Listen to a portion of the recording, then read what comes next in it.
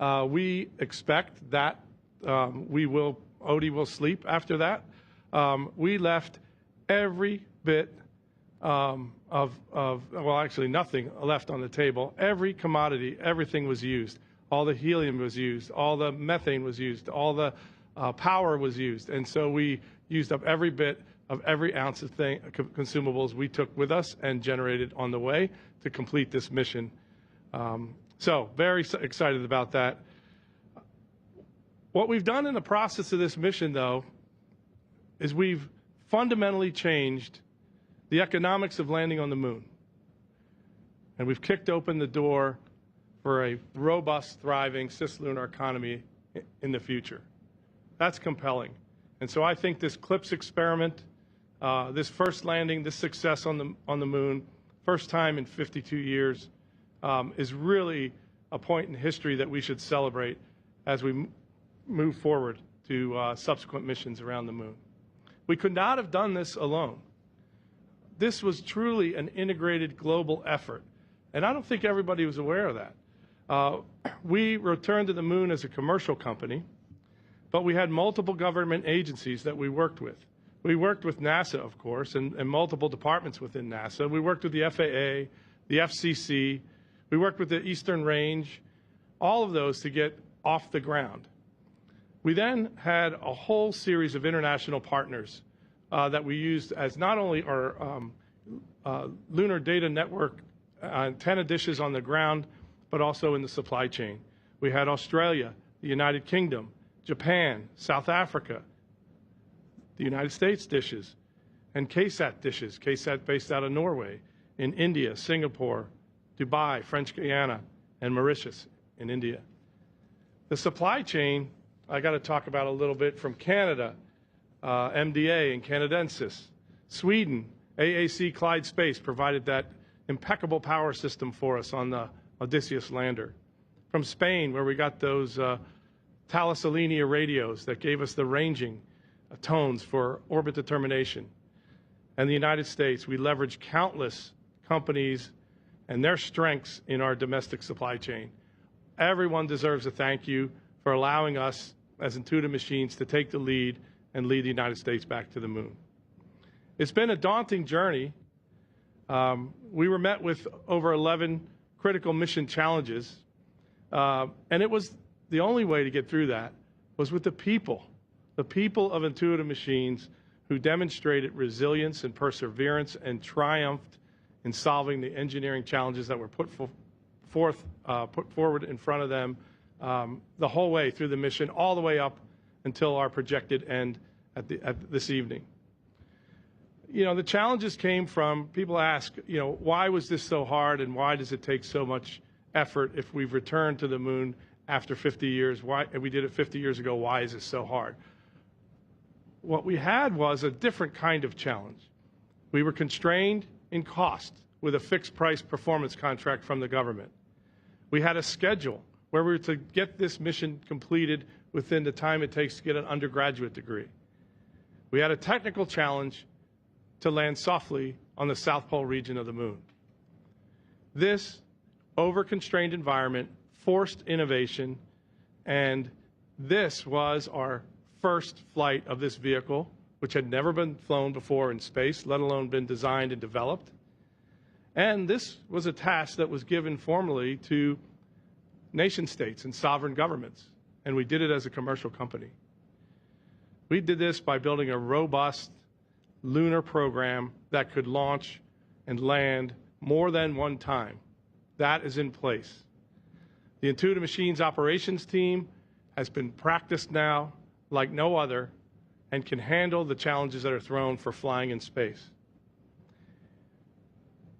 We communicated in a way that not everybody was necessarily satisfied with. We learned in our communications. But what we tried to do was diagnose a problem and develop an approach, and then communicate what our approach was going to be and how we were going to solve it that was going to improve or maintain Odie's health along the way. And I think we did that, and we did that effectively, and I'm proud of the communications team for what they have done. You know, data flows out of mission control in a very sporadic way, whether communications are happening in rapid pace and near real time, or they're delayed over the weekend because we're struggling with getting our telemetry down into these big dishes around the world. But every time we reported out the status of where we were. We've assembled the best and brightest in the company that I can imagine, and trying to create a business that's a national asset for the United States, and hopefully feed the lessons learned into IM2 and IM3 and our subsequent missions. I have a few very fascinating images for you that I can talk through now if you look up at the teleprompter. This is a picture of Odie on the surface of the moon, touching down with its engine firing. You see here the landing gear pieces broken off there on the left of the image. The landing gear did what it was supposed to do and protect the lander as it landed on the surface. The engine plume interaction with the surface gives us this excellent view of how the ejecta, the regolith, moves away from the plume interaction. There's scientific information in that data right there. What you don't see in this picture is that we landed, our navigation system landed us with precision and landed us softly on the moon. The shock absorbers took the load, and the lander now tilted over gently, and we think it's about 30 degrees, and communicating all the way down to Earth. And I think Tim is going to give you an estimate of how much data we've actually brought down. There's a little image in the center of the white patch on this. That's an American flag. I want to highlight that that American flag was a donation by NASA and is from 1970 in the Apollo program. And it was a certified piece of flight hardware. And we took that American flag and we proudly put it on Odysseus and carried it to the moon like it should have been done 52 years ago. So I'm really proud of that. Next picture. This picture shows the fisheye lens kind of view of, and all of the data that's within how we're able to give you the images we have. All the data is there in this wide-angle view. Next image. And here we are, how Odie conducted the brilliant 6-day mission on the surface. You see the gold foil blanket is the helium tank. You see that we're tilted over slightly, still more upright than we initially thought. We did land upright, we captured data, and then we tilted over slowly in about 2 seconds and came to rest either on the opposite helium tank or a computer shelf, and we're able to communicate, get all 6 payloads data back, plus all the commercial payloads, and continue to transmit as we go forward. Brilliant performance by a small lunar lander and a brilliant commercial company called Intuitive Machines. Thank you, Nilofer. Thank you, Steve. We'll now hand it over to Joel. Joel, you're up. Hey, thank you, Nilofer. So first, again, I want to again congratulate Intuitive Machines for this mission of many firsts. We mentioned many of them on Friday, but I want to talk again about the fact that this is the first time in the 21st century that an organization, the United States, has landed equipment on the surface of the moon, and we're getting data back from that equipment, engineering and science data. It's an exciting time to be on day 6 of this new era in the 21st century. Now, a soft touchdown on the moon is a great accomplishment. This morning, in response to a question, our administrator of NASA, Senator Bill Nelson, in response to a question about does NASA consider this mission to be successful, said yes. This mission is a pathfinder. You can think of it as a flight test, a first step to get back to the moon, a pathfinder both for the more complicated and sophisticated robotic science landing missions that will occur in the future, and a pathfinder to get data for taking our human explorers back to the moon and to places on the moon that humans have never been before under Artemis. This also provides evidence for the first time that the commercial lunar payload services model, that is, that NASA could go out and purchase as a service, taking equipment to the surface of the moon and getting data back from the surface of the moon, can work. And it's the first time that we now have that evidence. It's also a soft landing at an extreme lower latitude on the moon, 80 degrees south, near the South Pole region. And I want to point out why this is so different, because as others have said, we get questions periodically that since Americans did land on the moon in the 1960s, and we haven't been back in a long time until setting on this new road of getting science and technology on the moon. Why is it really that difficult? And I want to remind folks that, and again, what you have to do to get down to the surface of the moon, since there's no air on the moon, is in effect you have to ride a rocket all the way from the fast speed of being up in orbit all the way to practically no speed at a predetermined point on the surface at a predetermined elevation that you're trying to get to. And in effect, you have to bring down with you on the rocket all the fuel you need to slow down. So this is a very, very complex undertaking. And when we established the first set of CLPS landings, the first initial ones, internally at NASA, we discussed that the major goal was to soft land and get some amount of data back from our scientific and engineering investigations. And we can clearly see that we did get our cargo to the surface of the moon, and we have gotten data back, as project scientist Sue Lederer will talk about in a few minutes. There's also a lot of learning that comes out of this attempt. First flight of this new type of vehicle, Nova C, much of which Steve Altum has already touched on in his introduction, but also a lot of learning about orbit determination and use of commercial communication systems around the world.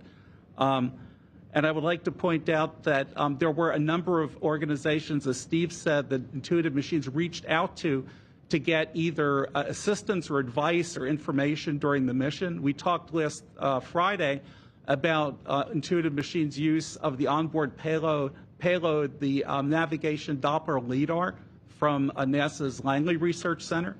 But also there was close coordination and data from the payload Lunar Node 1 from NASA's Marshall Space Flight Center. There was a lot of support when requested from our Space Communications and Navigations program at NASA, in particular our Deep Space Network administered by the Jet Propulsion Laboratory in California. And also you will have noticed in the news that our Lunar Reconnaissance Orbiter, a NASA imaging spacecraft, did photograph the touchdown location of Odysseus on the lunar surface. And that required a lot of work by the Lunar Reconnaissance Orbiter project at Goddard Space Flight Center, the Lunar Reconnaissance Orbiter Camera Project, principal investigator located at Arizona State University, and others. Many of those elements together, although mostly you're hearing about CLPS with this mission, LRO, the scientific instruments we provided, and CLPS overall as part of NASA's Lunar Science Program or the Lunar Discovery and Exploration Program. Again, this was a Pathfinder mission. There's going to be a lot of learning that comes out of it when the mission is concluded, both for the company whose mission this is, Intuitive Machines, and also for NASA as we look back how we operated during this mission. And now we're looking forward to the future CLPS landings coming up for Intuitive Machines. That'll be Intuitive Machines Mission 1. Will it take to the surface of the moon, again to the South Pole, NASA drilling and mass and chemical composition determination equipment for our Space Technology Mission Directorate. And I'll turn it back to you, Nilofer. Thank you so much, Joel. Next up, we have Tim. Over to you. Thanks, Nilofer. Some appreciations that I would be remiss if I didn't offer up. First and foremost, as Steve said, our people, the amazing team of mechanics at Intuitive Machines. It is an excellent team, but it's also very efficient. We could not have done it without all of them. Every person was essential. And then behind them stands a network of family and friends who have sacrificed over the last couple of weeks to support us through some long hours and through some very exciting times on orbit. I would say NASA, not only for the moral and great technical support, Joel, that we've gotten in mission from DSN and from some of the payloads, but also for the vision going back for programs like Morpheus and ALLHAT, which established the technology that was the foundation and the concepts that we wove into Odysseus as a lander. SpaceX was a great partner working a very complex problem of fueling a cryogenic payload at the Cape. Our commercial payload customers for having faith in us. This is something that had not been done before. And they believed in us to see that we could pull this off. And then our LTN partners, we had people on the phone listening with the most delicate instruments from Cornwall, from Kentucky, New South Wales, Okinawa, Bangalore, Kourou, Heart of Beatstock, among others, and really felt like we were part of a global team as we found a way to reestablish science and data communications with Odysseus on the surface of the moon. There were a number of firsts on this mission. We're particularly proud of our cryogenic propulsion system. This was the first time, again, that a cryogenic payload has been fueled on the pad. The first time a flight of a composite overwrapped linerless cryogenic tank has been attempted and succeeded. The first time a Methalox engine has been fired in deep space, fired repeatedly in deep space. We enjoyed the fact that we set the record for length of an engine firing with our lunar orbit insertion, and then broke it the next day with our powered descent. So that was good company to be in, we thought. It's a deeply throttling engine. We used thermodynamic venting systems for cryogenic cooling, inline processing of optical imagery, which enabled us to land safely, and then we collected a ton of multipath data from the lunar South Pole region using our multiple antennas and radios. There are 4 things that we could not test before launch. We tested every system in part and in whole where we could. There were 4 things we could not test and that this flight was going to validate for us. We could not test a fully loaded liquid oxygen, liquid methane vehicle through launch loads and vibes. No such facilities exist. You have to do the analysis and you have to launch to see if your design holds. It does. You cannot test the free flight control of a main engine in 1G, 1 Earth gravity. You have to do that in space. And we did that with our commissioning maneuver and our trajectory correction maneuvers. We could not test our lunar telecommunications network with our radios at lunar distance. We simulated it, we emulated it, we had to actually go into space to do the final test. And then we could not test our camera performance at the moon unless we were there. These were the 4 critical challenges as Chief Technology Officer that I knew we had to overcome and we had to demonstrate proficiency in. And I'm proud to report that we have checked all of these off and we have a strong foundation for Intuitive Machines Mission 2, which will be coming up later this year. What does the future hold? Number 1, more cameras. The message is loud and clear. We need more cameras. We have that in the works, so more great imagery from the moon. IM2 and IM3, we have a commercial mission called IMC-1 in the works. We're working on a larger lander called Nova-D, and we're working on our own communication satellites around the moon to enable business for ourselves and for other lunar explorers. I would like to talk a little bit about the ops dynamic, just to give you a little bit of insight into the room. It changed after we land. Prior to landing, we had 3 shifts and a team 4 who were very focused on the flight dynamics and control of a vehicle. Eyes were very much on the monitors and the consoles in front of you. Once we landed, we moved into how do we maximize the value of this asset for ourselves and for our customers. And the Ops Center became a swarm of activity. Just yesterday morning, we were in our high data pass over Parks in Australia. We had 3 mission directors in Nova Control. One was focusing on pulling data down and managing the power and health systems of Odysseus. The other was working on bringing the Scalps payload online so we could extract data from that payload. And Sue will talk more about that. And then the third, myself, we're working on getting the Eagle Cam up and ready for ejection. So it really was an all hands on deck. Let's maximize the time we have available on this asset while we can. And I think we've done an incredibly effective job. And as of the time I came into this briefing, we had brought down over 350 megabytes of science and engineering data on this mission. Nilofer? Thank you, Tim, and thanks for sharing that wonderful data point. Sue, it's your turn. You're up. I feel like I get the most exciting part of it, though I'm sure that IM won't agree with me. But I've been working with all of the NASA payloads for the last 3 years. I've had the absolute privilege to work with amazing groups of people who have really stepped up to the task as we've really encountered challenges in using these NASA payloads. But we've all worked together as a team. To my CLIPS operating team, everybody really stepped up and helped a lot. So teams, collaboration, people, this is really what it's about. And so I want to make sure that the teams themselves all feel really good about everything that they've done for us. So the data that we've collected has come in a number of phases. During transit, we were able to operate all of our powered payloads on transit. On descent and landing, our navigation Doppler LiDAR NDL was able to collect data that will help us to land safely in the future.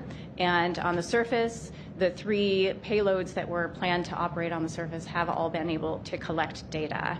So I just want to take a little bit of time to go through each of the payloads to try to really help you to understand what we've been working on.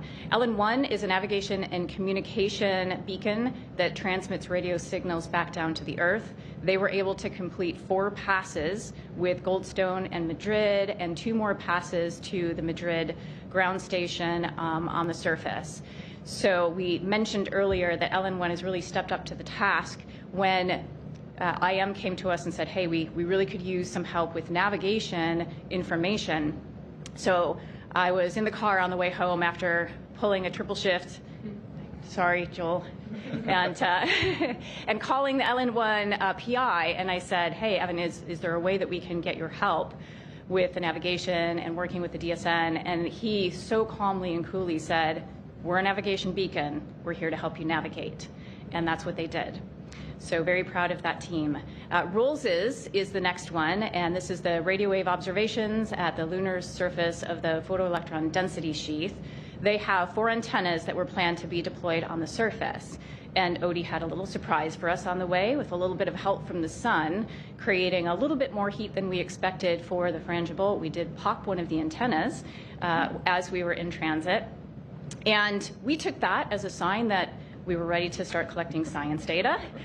And why not take that opportunity? So while we had not planned to operate ROLS's at all in transit, we were able to get not only checkout data, but a fair bit of science data with that antenna that we hadn't planned. So a little bit of bonus science. Thank you for that. So we're very happy about that. The remaining antennas were deployed on the surface, and we were also able to collect science data with those antennas deployed as was expected for that payload. Just a couple of notes from the ROLS's team that they have just started downloading this data in the last few days, and already they can tell us that they have detected frequencies of radio noise from the Earth, but the indication is that the lower frequency data, Earth is a lot more quiet than they expected, below 15 megahertz, but at the higher frequency, the Earth is definitely shouting out a bit. So, and their observations are also consistent with a radio quiet sun. So they're already collecting and really analyzing this data, and we have now downloaded additional data that we've collected just as we were getting ready for this brief. So we have all the ROLS's data down. SCALPS is the stereo cameras for lunar plume surface studies, and their goal was to detect the plumes being ejected and creating surface plumes or surface interaction plumes with the engine on the way down. We unfortunately had some hardware problems that did not allow the SCALPS instrument to operate during descent. However, one of the SCALPS team members, shout out to them, came up with an idea to potentially do some troubleshooting. And just 2 days ago, with very little sleep for all of us, the IM team was able to work with us very collaboratively in figuring out how to change how we were collecting data with the SCALPS instrument so that we were able to operate SCALPS from the surface of the moon just this morning. So a lot of people working a lot of hours, and a shout out to the SCALPS team for all their dedication in helping us and helping IM to figure out a way to get SCALPS to work. NDL is the navigation Doppler LiDAR. It's for precise velocity and range sensing. We've talked about NDL and what they've been able to do. They are designed to help safely navigate a vehicle to the surface. All of the NDL data has now been received, and NDL reports that their instrument has worked far better than they expected, so we're very excited to see the final data outcomes from NDL. RFMG is a radio frequency mass gauge. They were able to collect data while we were tanking on the surface here on the Earth before we launched. As well as loading those propellants on the launch pad, also during coast in the zero gravity of environment of space that this allows us to do. It's very hard to do that if you don't have gravity pulling down your propellant, as well as during descent to the surface of the moon, as well as in lunar orbit. So we collected a lot of data with RFMG, and This is the first time that RFMG has been integrated into a propulsion system. Their results are really going to help us with guiding the future improvements of technology and integration for future Artemis missions, both to the moon and hopefully to Mars as well. And then finally, the LRA is the Laser Retroreflect Array. And we've been doing some talking back and forth over the last 6 days to figure out whether or not it was possible to range to the retroreflector. And hearing from the PI of LRA, we do believe that the NASA LRO is going to be able to use their LOLA laser altimeter to range to LRA. So we will be working on that in the coming months. I'm very excited to have a location marker on the moon at 80 degrees south, so that this is going to be great for navigation in the future. So I know that Joel said that we've had 6 days, and I would actually say that we've had 13 amazing days. So we are at lucky number 13. In the first few days, we struggled to get communications, but the perseverance of the IM team, just not willing to give up, working with us, and as Steve noted, as soon as we landed and we started getting into what are we going to do and how do we do this, their team pulled us. They came down to our NASA back room and said, we need to work this. Come work with us, and pulled us all into mission control. So we were collaboratively working together to find solutions so that the spacecraft could live, the payloads could get their data. And instead of ending up with a few bytes of data, which was the baseline goal for us, we've gotten over 50 megabytes of data, which we went from basically a cocktail straw of data coming back to a boba tea size straw of data coming back. So we're all very excited now that we've gotten a lot of data back from the surface of the moon. So again, a shout out to the collaboration of the teamwork from the payloads, from the CLIPS operations team, from DSM, from IM. We've all worked together. It's the people that really make a difference and make sure that we go from how do we overcome challenges to how do we have this incredible success. And that's where we're at today, is with incredible successes for all of our payloads. Back to you, Nilofer. Thank you so much, and thank you for all of our briefers for their comments today. What we'll do right now is open it up for questions. So for those of you in the room, just raise your hand and we'll bring a mic over to you. And if you're on the phone bridge, please dial *1 to get your name in the queue to submit a question. Once your name is called, please state your name and your affiliation and to whom you'd like to direct your question. If you find that your question's already been answered, please press *2 to withdraw it. Let's kick it off with Gina Sinceri. I'm going to start with Steve. You said 11 points was kind of do or die. Could you tick-tock for me what those 11 points were? Yeah, I'll defer that. I have that. I'll defer that to Tim, who's got the technical background to talk of those in a little more detail.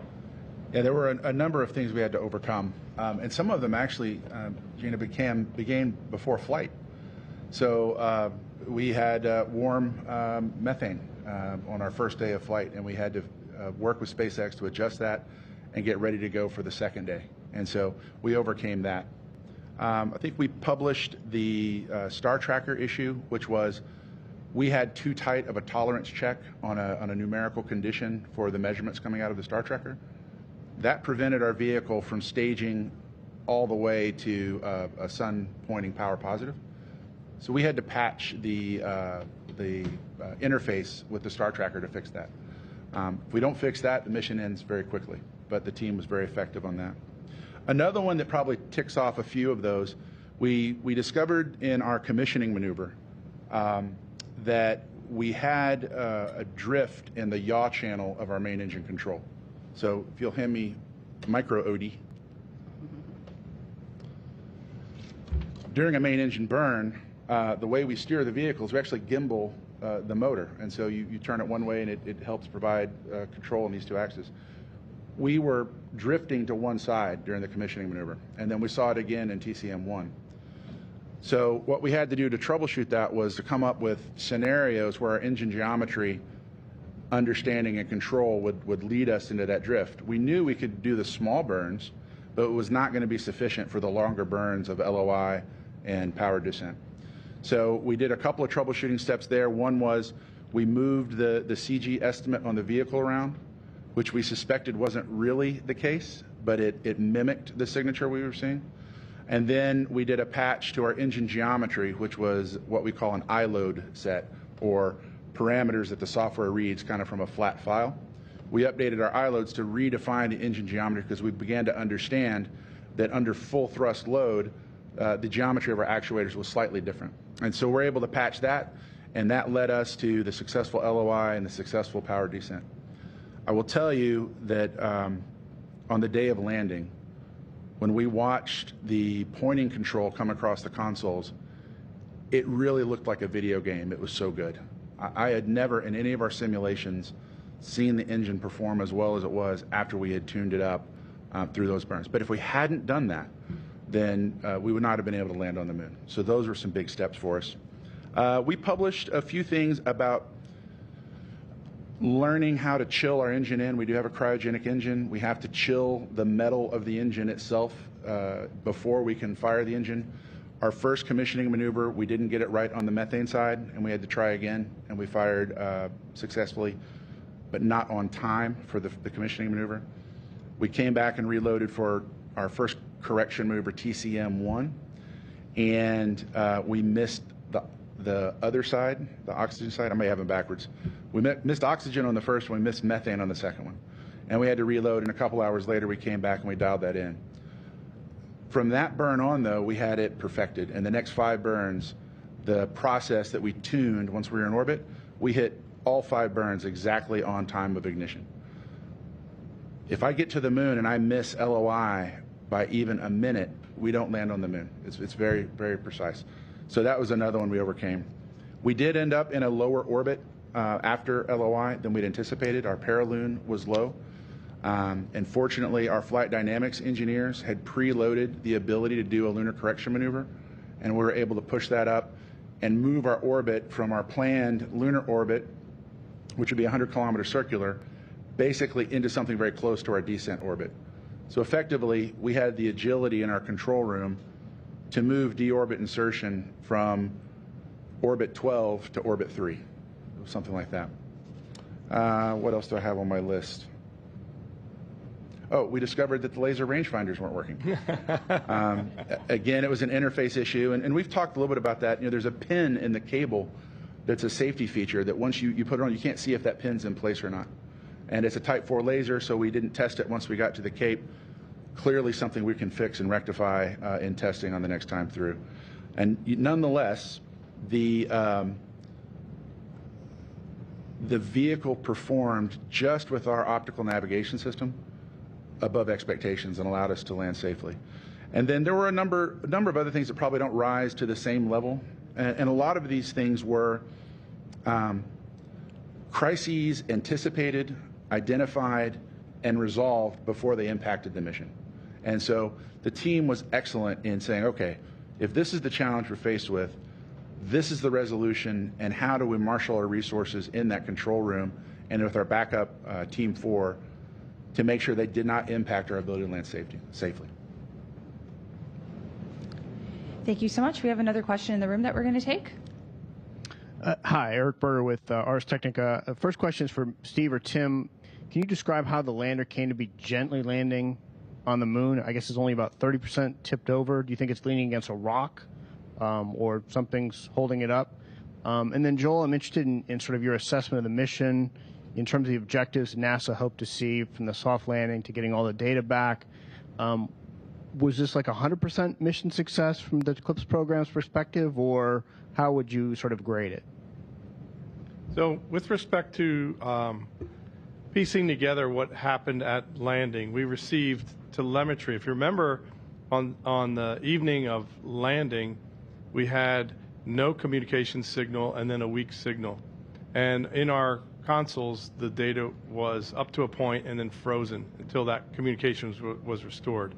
So we had an indication that we had landed and we were upright with that stale data. And when we came back and looked at it, when we restored the communications, we noticed that we were getting the IMU telling us we see gravity more in the Z direction than in the X direction. Well, then we did a reconstruction where we actually calculated, based the trajectory, and the flight dynamics guys calculated that we actually came down just short of our landing site at a higher elevation than where our landing site was going to be. About a 1.5 kilometer difference between the ellipse of uncertainty for our landing and where we touched down. That elevation was higher, so we came in with more downward velocity, and we came with more horizontal velocity. And so we hit harder and sort of skidded along the way. And we see that disruption in the regolith from the LRO data that we've been able to get from LRO and ASU. And that discoloration says that we came down with the engine firing because the automated flight manager had not moded to where it was trying to sense and shut down the engine. We saw a spike when we touched down in the engine combustion chamber. That was like if you shut off the full thrust by landing on the surface. So we know the engine belt contacted the surface. The landing gear took the bulk of the load, and we broke one or two possibly landing gear. And so we sat there upright with the engine firing for a period of time. And then as it wound down, the vehicle just gently tipped over. And in our simulation with 1/6 gravity, we showed that it took about 2 seconds. And we landed on a 12-degree slope. And then that 12-degree slope compounded with the helium tank underneath or a radio shelf would put us at an angle that's approximately 30 degrees off the surface. And we have that photo now to confirm that's the orientation. We also know the roll orientation when we were going to set the high gain antenna towards Earth and the solar arrays for the sun. We know that roll worked, but we know when we landed, the top deck solar array was shadowed, and we weren't generating power with the top deck solar array, so we got that orientation right. So those were all the parameters that had to unfold over time to get us a good understanding of where we came. And then just today, we have this picture of us leaning gently on the surface. If we can pull the picture up, oh, great, you read my mind. The LRO image, if you look at it, there's a large crater not far from where we landed. If you look in the middle of the picture, you see there's kind of a dark band. That is that crater. And so the beginning of that dark band is the shadow into that, what Mark Robinson from ASU tells me is probably a 2 billion-year-old crater. And the first edge of that darkness is about 500 meters from where we are. And then the ridge beyond that is another 500 meters, so about a kilometer away. And then you can see kind of a light band just underneath the helium tank, which is the lunar surface on the far side of that crater. So that'll give you an idea when you look at the picture of how we're oriented.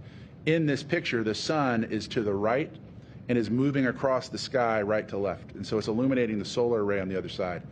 And you can kind of get a feel for that 30-degree, let me see if I can get this right. So the camera is kind of here, and it's taking a picture down between the legs. So we're about at 30 degrees on a 12-degree slope, landing like that. And that's how we get to 30 degrees. Earth is off in this direction, and so our antennas are in an off-nominal configuration. The reason some of this data took a while for us to get to is we had to really work with our in-network lunar telemetry partners, and then also with DSN to figure out what this strange environment was. Absolutely, our signals were bouncing off the moon.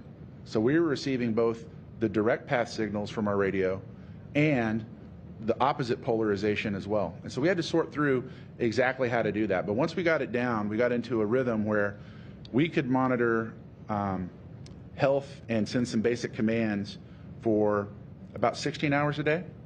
And then we'd come over Australia, and we were able to really pull down data for about 8 hours at a time. And that was intense. That's where we had everybody in there.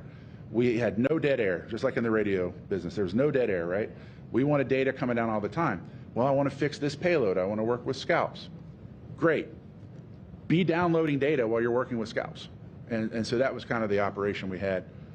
I know that wasn't your question, but I just want to talk about it. So, sorry. I can answer your question you had about how we feel about mission success. We don't have a quantitative number to give. As I said earlier, from a CLIPS point of view of demonstrating the model, our goal for the first set of task orders called Task Order 2, the big goal was to land your equipment softly so you could get data from it after you land, and that was done successfully. We also identified objectives that we had for each of the science instruments, and we're assessing based on the data collected to date and how that was influenced by the landing attitude, how we did. For example, Susan Lederer mentioned that we planned to take images from scalps on the way down to look at the interaction of the rocket plume with the surface. We know that we didn't do that.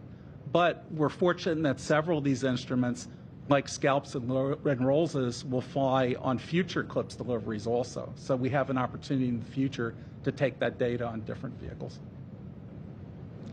Great. We will now transition over to our phone bridge to take additional questions we have, and we'll kick it off with Marcia Dunn with Associated Press. Marcia? Oh, hi. Hello. For Steve, please. How much time does Odysseus have left? How many more hours do you anticipate? How will you know for sure that it's the end? And are any eulogies planned for when the lander falls silent? Thanks. Well, I think what we're going to do is kind of tuck Odie in for the cold night of the moon and see if we can't wake him up here when we get the solar noon here in about 3 weeks.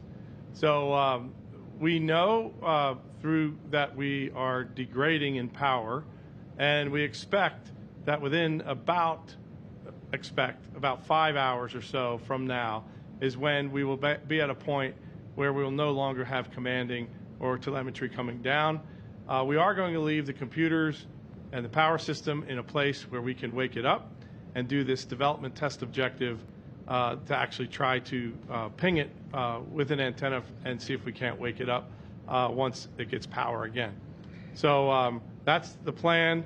And if you recall, the whole idea of this mission was not to live as long as you could on the surface.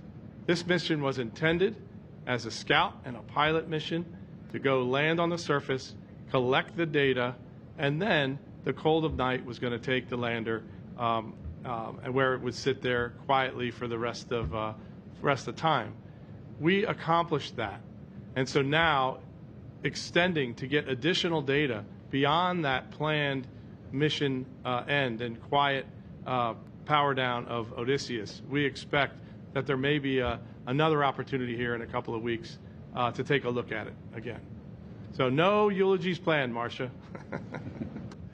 Only celebration and cheering. Thank you so much for that. Next up, we have Joey Roulette from Reuters. Joey?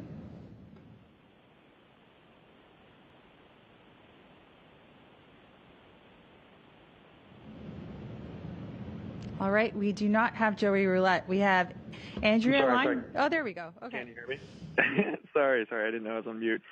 Question for Tim or Steve. I'm just curious what you think the chances are that you guys will be able to wake it up after that lunar night, since that wasn't part of the mission goals, right? And what does that hinge on? What do you guys want to see?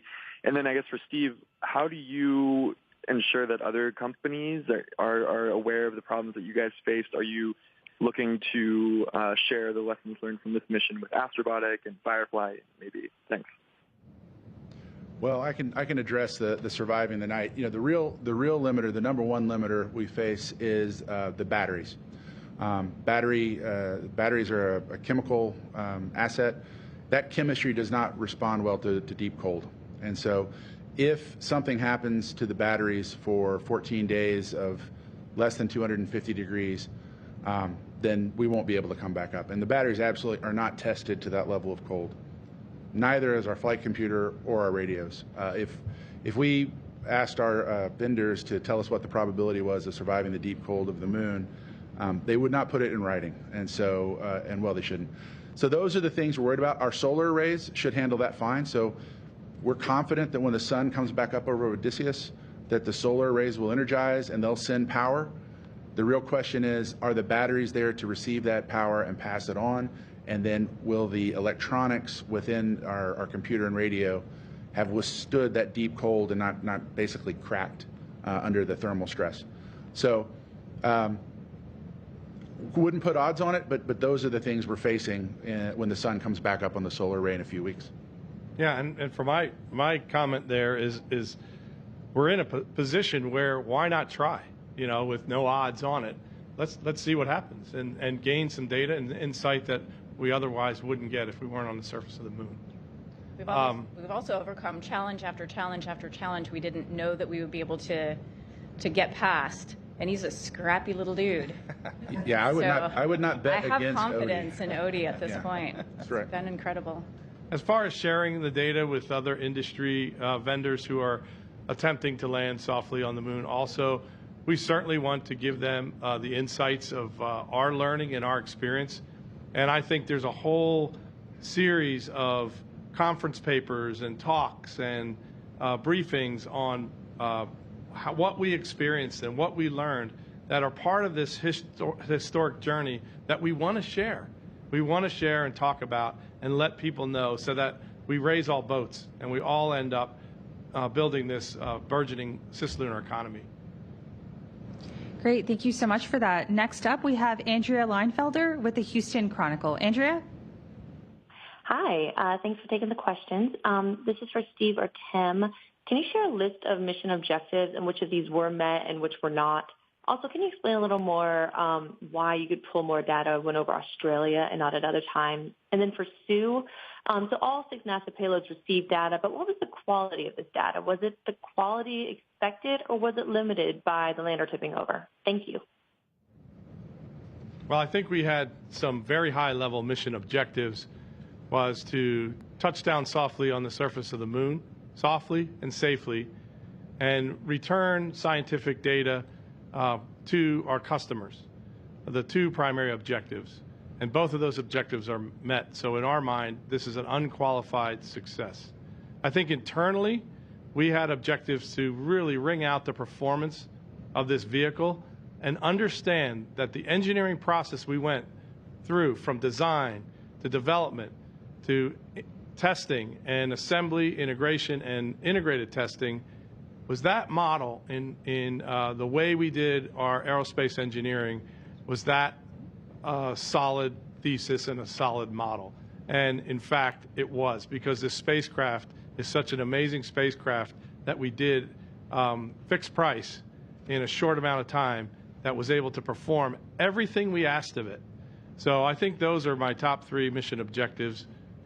Tim, any insight on others? Yeah, with respect to why over Australia, we do have our network of dishes that range anywhere from 18 meters to 32 meters, except for the dish in Parks Australia, which is part of CSIRO, and that's the dish. They made a movie about it called The Dish. It's a 64-meter dish. Now, it can only receive, but it has a very sensitive ability to detect radio signals. And we were transmitting not through our high gain antenna, we were transmitting through a Omni antenna about the size of this water bottle. And that's what we had to transmit. And oh, by the way, it's not pointing at Earth. And so the way our engineers were able to work with the engineers at Parks to pull that data down was fantastic, but we could only do it when we were within the physical limitations of the Parks dish to go horizon to horizon. Oh, by the way, when you move a 64-meter dish, if the wind kicks up above a certain level, it stops. And so we all of a sudden became hedge meteorologists trying to predict what the winds would be like during our data passes. But I really have to give it to the team in Australia. They did a fantastic job allowing us to get this critical data down. You also posed a question about what was the quality of the NASA instrument data that came back. I'll turn that over to Susan Lederer to address, but I'll point out that part of the goals for each instrument on this initial mission were to make sure that the instrument functioned, that it was fed power, could pass commands into the instrument data back to the ground. You could think of that as kind of operational demonstrations. Then there would be engineering data that the instrument would take, and then finally there would be the measurements that would be taken that you could think of as being the science that comes out of the instrument. So Susan, could you say a few words about the quality of the data that you've seen? Yeah, absolutely. And it, of course, depends on which payload you are working with. Some have gotten more data, some have gotten all the data that they were hoping for. Bottom line is that every payload has met some level of their objectives, and we're very excited about that.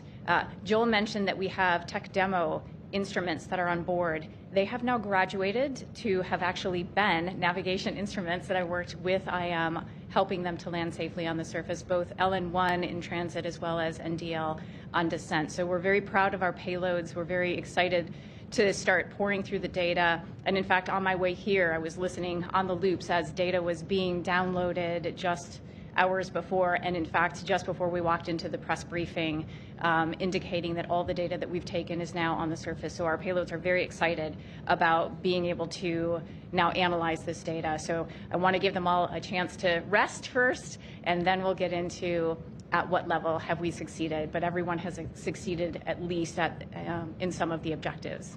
So I have a question for Sue and Joel. If Odie wakes up in 2 or 3 weeks, do you want to turn your sensors back on? Absolutely. The scientists always want more data. More data. We'll give it a try. As do the engineers. Great. Great. Thank you guys so much for that. Next up, we have Chris Davenport with the Washington Post. Chris? Hey, all. I guess for Steve and Tim, I was just curious if you could talk a little bit about that safety switch, which you, I think, said was sort of like the safety of a gun, and it wasn't switched to enable. Just curious what happened there, how something so important could have been overlooked. And then for Sue, a quick follow-up on what you were just saying. On the Scalps instrument specifically, if it was not working during the descent, if it only started working 2 days ago, were you actually able to characterize the dust plume that was kicked up by the engines if it wasn't working then? I'm just sort of curious if you are able to get a sense of how an engine will interact with the lunar surface and disturb it, if you'll actually be able to sort of perform that analysis. Thank you. Chris, for your first question, we have a difference between the engineering development units that we use on the ground for the laser rangefinders and the flight units that were on the vehicle. When we tested the laser rangefinders on the ground, the engineering units did not have that safety enable switch, if you will. When we tested the flight lasers on the ground, we had ground support equipment feeding the power to those units. In those cables, there is a wire that pins into a connector that provides power to disable that safety enable and allow you to fire that laser rangefinder, and we did that, and it worked. The flight cables, however, did not have that wire lead in them.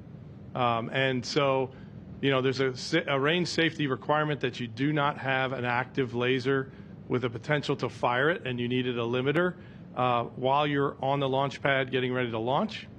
And so that's why that safety enable is in that box, one for ground safety, one for range safety limits.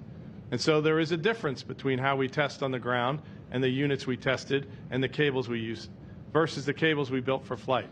And that one wire in miles and miles and miles of wiring on the vehicle and different harnesses was an oversight. And we missed it, and we're not able to command that disable switch on, and therefore didn't have the laser rangefinders. And so a couple of people beating themselves up pretty bad, but the fact that we were able to land softly using optical measurements is just a breakthrough in the performance of this vehicle. So, hey, if we missed a pin out of 3 miles of wiring and 10,000 pins and connections in the connectors, I'll take that all day long. To answer your question about Scalps, you are correct that because we were unable to collect data on the way down, we know that there was a hardware failure that we fixed in the serial port after we were on the surface. We also didn't trigger in order to, even if that had been working, we didn't have the triggers that were available that were necessary to collect that data on the way down, is my understanding. And so we were not able to collect the data for the plume surface images that Scalps was to take. However, a couple of upsides is that not only were they able to meet some of their minimum success criteria, surviving launch, completing transit checkouts, they were able to do a transit checkout on the surface. And this is important for them because there is another mission, as Joel mentioned, the Firefly mission that's coming up later this year has another version of Scalps, so they will be able to use that data to better plan for what to do for Firefly. And then in addition, there were certainly images that were taken by the other cameras that were on board, and just before this conference press conference started, we did hear from Intuitive Machines that they are absolutely happy to share those images that they collected with their cameras. We have seen some of them, and we see some of the plume coming up from the surface. And they are willing to and very happy to collaborate with Scalps to share those images so that Scalps can use that data to do some analysis of the plume surface interaction between the engine and the dust on the lunar surface. Lots of real-time updates we have today. Next up, we have Micah Maidenberg with the Wall Street Journal. Hey, good afternoon. Just first for Tim, how many of the 11 kind of critical moments that have been discussed, could have caused a mission failure? Is that all of them? I think you said some were a little bit more serious and some were a little less serious, as I understood it. And then Steve, I'm curious, given IM-1, if the mission has generated new deals or interest from commercial customers or non-NASA customers for future landings, or if not, how you're thinking about pursuing those, given the mission so far. Thanks a lot. Yeah, great question, Micah. One thing I'll say about some of these critical events that we solved going through the mission, they didn't all have the same time constant. So patching the star tracker was something that had a definite immediacy to it, because if we don't get that fixed, then we're going to run out of power in a matter of hours.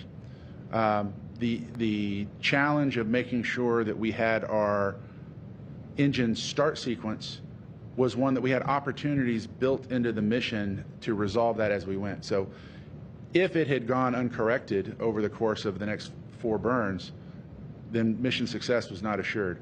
But we had opportunities built in to resolve it as we went. So the time constant on that was a little bit different.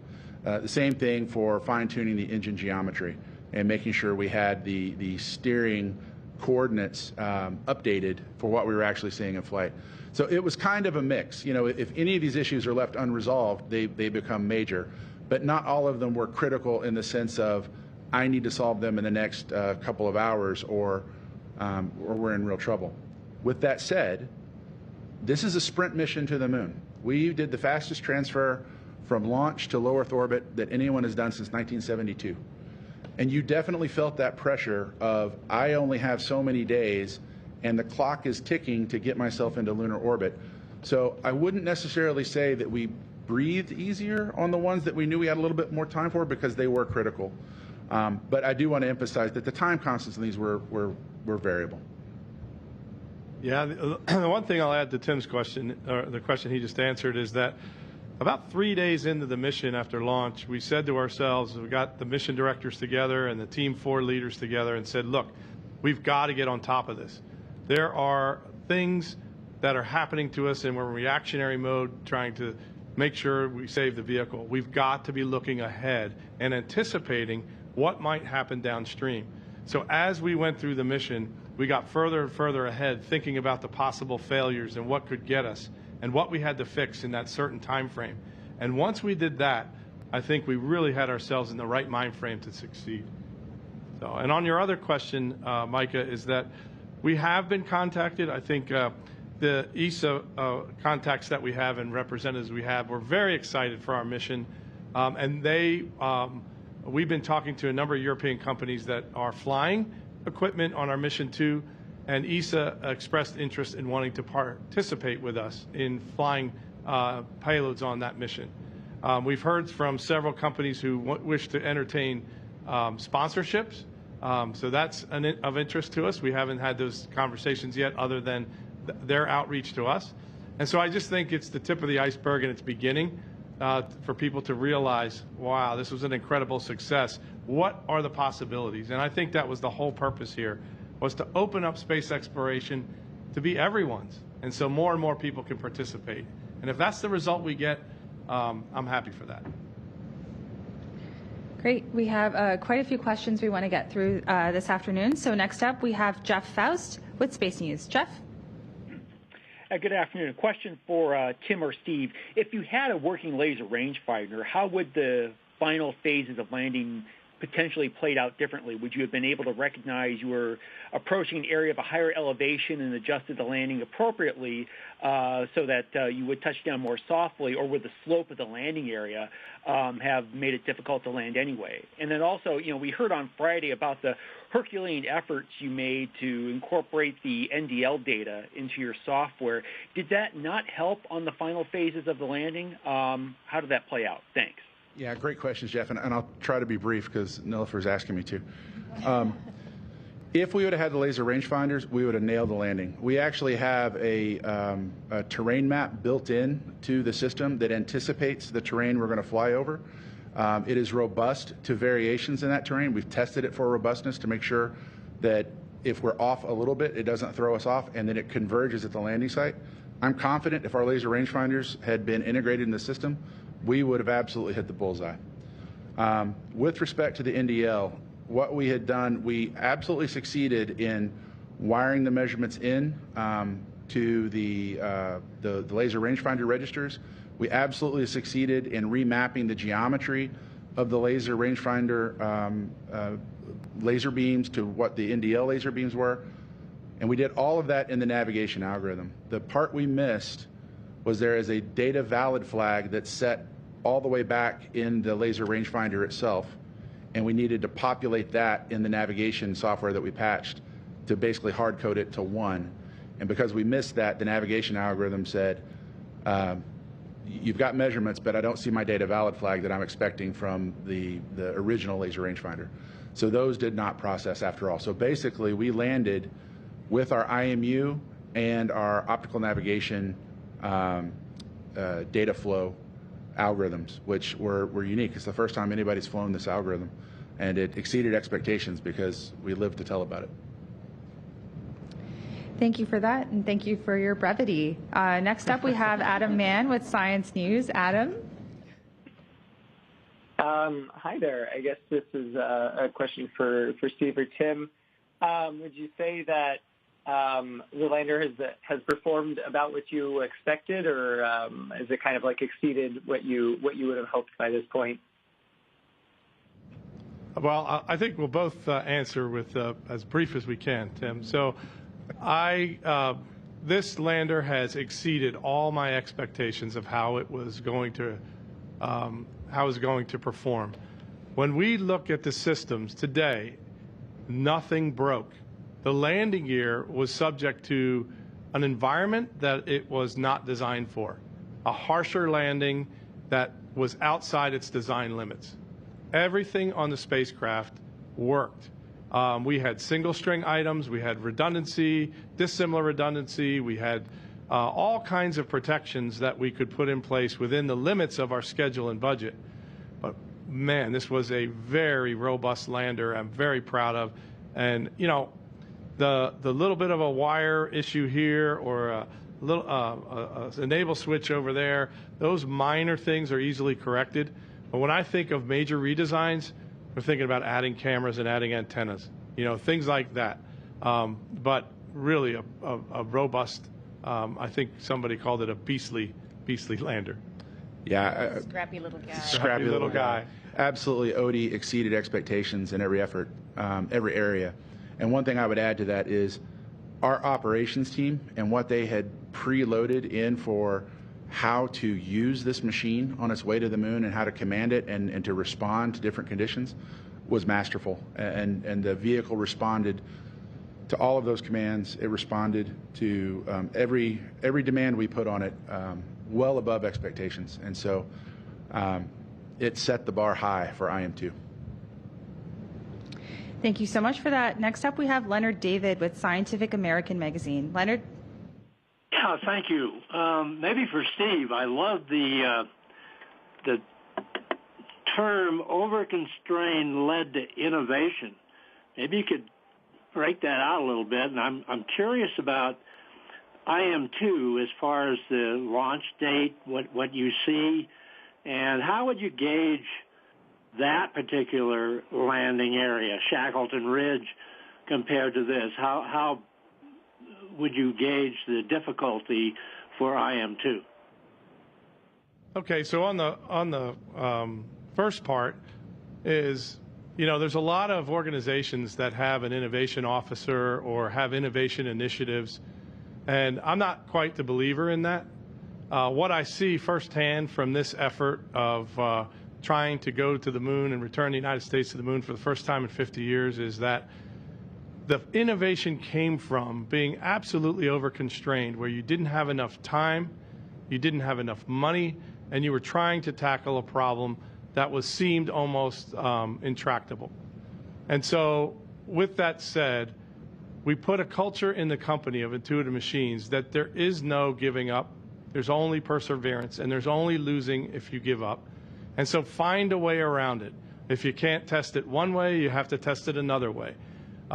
You can't have an unlimited budget. And knowing those constraints, you have to run lean and with agility, and innovative ideas come out in the form of all kinds of inventions and techniques, just like how we produced this one-of-a-kind, brilliant LOX methane injector for our main engine. We were able to get to a process where we produced a power head for the engine and injector every 10 days. And then test it on the stand. We'd 3D print it in 5 days, post-process it in the machine shop, get it on the mobile test stand, and fire it, and characterize it in 10-day increments.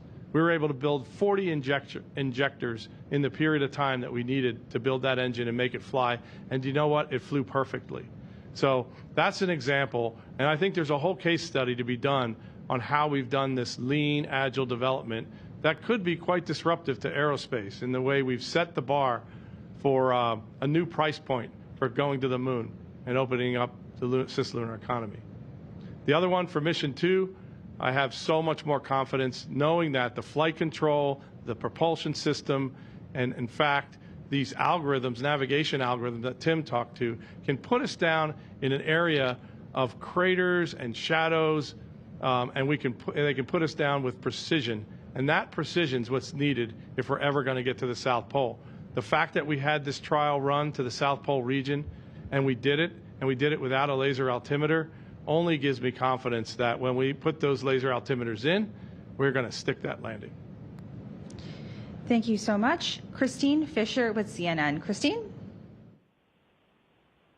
Thanks, guys, and congratulations, everyone. Steve, 2 questions for you. First, can we get a quick update on Eagle Cam? And number 2, when I interviewed you before launch, we talked about the competition with China, and you said, I don't think that all competition is bad. I'm curious how you view this moment in the context of that competition, given that you just landed a spacecraft in the same area where both NASA and China have stated plans to build a lunar base. Thanks. Well, number 1, with respect to Eagle Cam, what an amazing team of faculty and students at Embry-Riddle Aeronautical University who put their heart and soul into an ejectable camera that would come off of our Nova C or Odysseus lander and eject to the surface.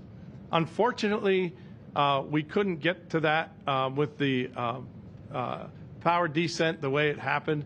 And so this morning, I think it was this morning, as we went to each payload to try to reactivate them, we were able to reactivate the Eagle Cam. We reset the vision processor unit, powered up the Eagle Cam, and were able to eject it. And it ejected about 4 meters away from the vehicle safely. However, either in the camera or in the Wi-Fi signal back to the lander, something might not be working correctly. And so the Embry-Riddle team is working on that and wrestling with that to see if there's anything they can do. I think it's a wild success. I would love to fly the Eagle Cam again. Those students put their heart into it, and it's a really innovative design. And if we can get a picture of a landing, I'd love to give it to them. So we'll see what happens going forward with that. With respect to competition and the geopolitical environment, it's good to be first, and it's good to be on the surface in the South Pole region. And I think what it is all competition is not bad. Competition, in fact, when you can go put your resources to bear and you can go try and step in the arena and try to succeed at something that's very difficult, and then come out of that feeling the triumph and achievement of success, that's winning, and that's what the United States is all about. Thank you for that. Rich Trubeau with the Orlando Sentinel. Rich? Actually, just require. I was going to ask about EagleCam as well, but Stephen, would you say you'd be able to fly it potentially on IM2 or IM3? And we'll just leave it at that. Well, I'm not sure exactly when.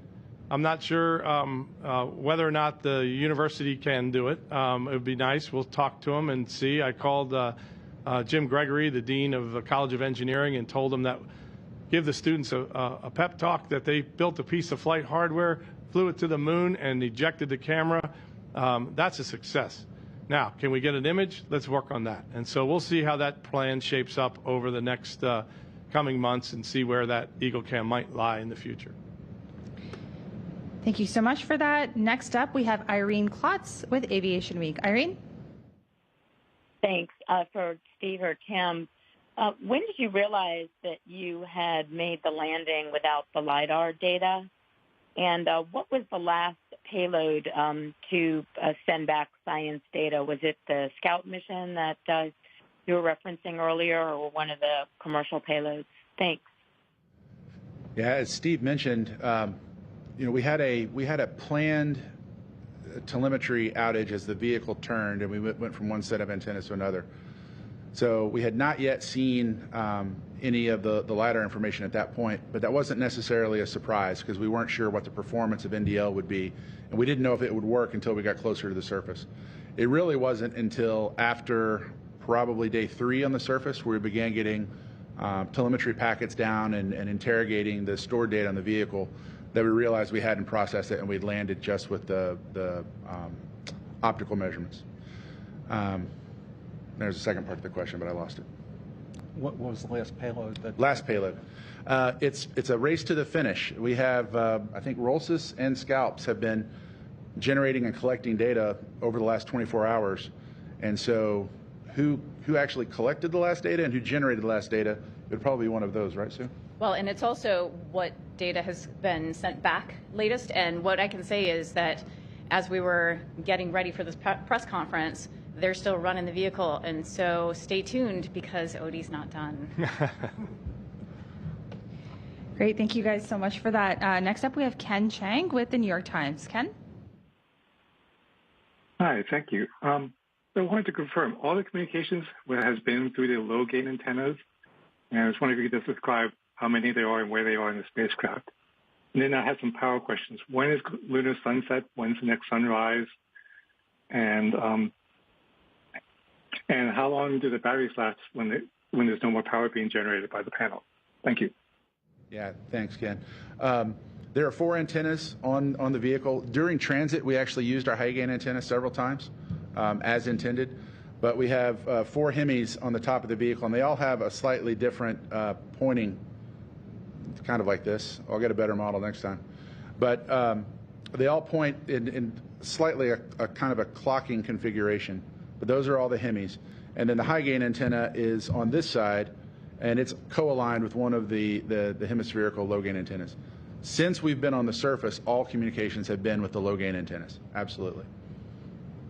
And then for power, Odie runs about 125 watts, kind of in the minimum power mode for the computer and the radios and the power distribution units and minimum heaters.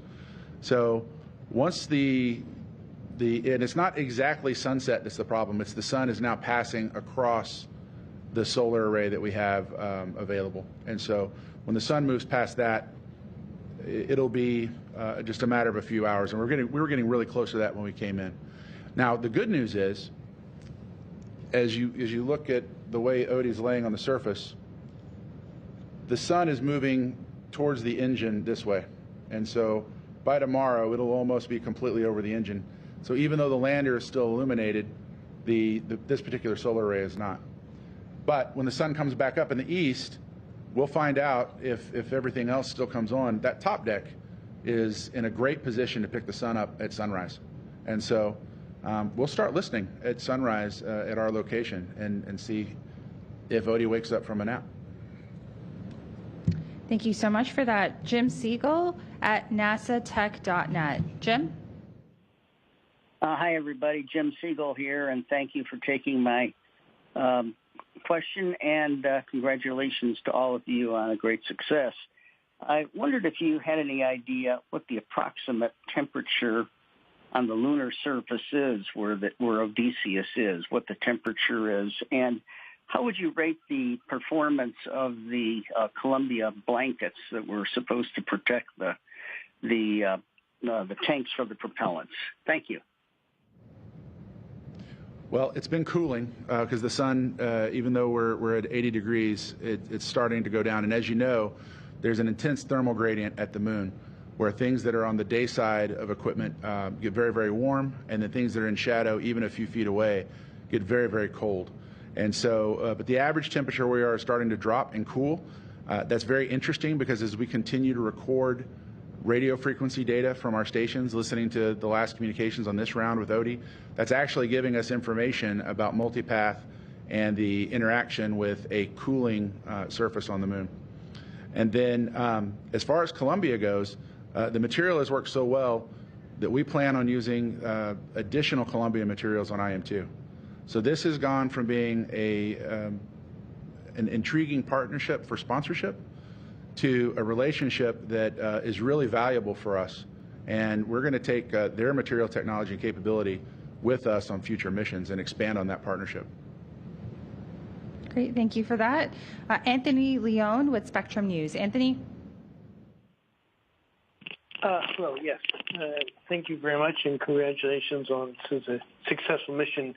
How much of the data that's been collected will be shared with NASA for their Artemis 3 mission? Thank you. I think I can take that one. Definitely a suite of instruments that we have are very well designed for helping to ensure the safe landing of future Artemis missions. So the short answer is all of the data that can be used for Artemis will be used for Artemis. In addition, the science data in general, when NASA has payloads, the science data is archived in the Planetary Data System, PDS, and so the data that can be archived in there will be archived for this and all other missions as well. So that's something that generally happens in about 6 months after a mission is complete. Thank you so much. Austin DeSisto with Everyday Astronaut. Austin? Good afternoon. As many of others have said, congratulations. Thanks for your transparency throughout this. I'm really curious if you could talk a little more, either Steve or Tim, on kind of the data downlink limitations that have been, due to only using the low gain antennas, and how that differs from, A, what you would have expected, and B, what you are expecting for IM-2 and IM-3. And furthermore, I mean, you said you want to add more cameras. Are we talking, could we see any high resolution videos if that downlink capability is there? Thanks. Well, from a communications point of view, once we landed, before we figured out how to configure our radios, we were getting drops of data. And then we moved from drops of data with the assistance of the large dish in Australia to a trickle of data, a steady trickle of data. When we land with our high gain antenna, and we have an even better high gain antenna on IM-2 than we had on this one, that will be a flood. And so it will be orders of magnitude more data at landing for IM-2 and beyond. And we have every faith and confidence that data will be there for us. So we're really looking forward to landing in that configuration. Now, with respect to beaming live telemetry and bringing that down, we're working towards improving that. That's part of the reason we're developing orbiting assets to have relay and communication services around the moon. It's very difficult to transmit on the fly, if you will, and get that all the way back to Earth with a high data bandwidth link. So our strategic plan is to eventually close that link by doing a bent pipe through orbiting assets. And then we will be in a world where we're seeing live video as we land. And of course, that sets up not only for safety for astronauts in Artemis, but more insight into the activities that are going on a day-to-day basis on the moon. Robert Perlman with Collect Space. Robert? Thank you, and congratulations. To Steve, while realizing that your primary focus has been on analyzing the landing data and collecting science, given that you know exactly where Odie touched down via LRO, has there been any discussion among the Intuitive Resources team, Intuitive Machines team, about nicknaming or proposing a formal name for your landing site? I love that idea. I think we need to think about that. I'm going to start a competition for that. Anybody have any suggestions? I thought Penelope would be a good one because that was Odysseus's wife that he struggled through all those voyages to get back home to. But we'll compete it just as we did Odysseus. Thank you for that question. Leo Enright with Irish Television. Leo? Thanks, Nilofer. I was in that briefing room back when America last landed on the moon, and I can absolutely tell you that there wasn't a single person in that room who thought it would take 52 years. Anyway, my question, I think, is mostly for Joel, and that is to do with infrastructure, a boring question, infrastructure. How urgent is it to get infrastructure into orbit to support CLPS, not even the human landings, and how important is ESA's lunar pathfinder, which is due to launch hopefully fairly soon? How important will that be for the future? Our Artemis initiative is a partnership with industry and with space agencies around the world. And what today, in these very initial robotic, commercially provided service lunar landings, we buy each delivery of NASA cargo and our data back one mission at a time. But as you heard from, for example, Tim at Intuitive Machines, they have their own plans in place for what types of infrastructure to start deploying in cislunar space. Other companies do too. NASA in the U.S. really does want to explore the limits of service procurements and public-private partnerships as opposed to doing things ourselves. Part of that also, as you said, is taking advantage of partners' infrastructure development, whether that is technical demonstrations of infrastructure or actually providing infrastructure that all the partners can use. So as you said, on a future CLPS mission, the European Space Agency, working in partnership with NASA, will provide the Lunar Pathfinder COM relay demonstration node, and we will take that and drop it off in lunar orbit along with a NASA lander mission that will go down to the surface. As part of working these partnerships between NASA and other space agencies, we're looking at what type of science to do, what type of technology to develop, and what type of infrastructure is needed on the surface of the moon or in cislunar space. Thank you so much. We have time for one final question, and we have David Curley with Full Throttle. David? Thank you very much. Always fun to be last. Tim, I don't know if you were white in the face during the landing since Steve told you were going to land without lasers, and you did. But, Steve, it comes back to the switch in the one wire, and that changed everything for you on this mission. In the big picture, this is the first time you've flown, a lot to learn. Are you humbled or emboldened by what you've just gone through? Before the mission, we had an absolute sense of humility, yet relied on our technical excellence and trusted in our years of experience and this incredible team that we have. Following this, I would say, unqualified success of a mission, I'm emboldened. I'm emboldened for the future of the U.S. economy. I'm emboldened for the future of sustained human presence on the moon. And I'm emboldened for the future of Intuitive Machines and the wonderful team that we have, that we can be part of, a significant part of, this new cislunar economy and pioneer our way forward. I'm really proud of that. And yes, I feel really emboldened today based on this success.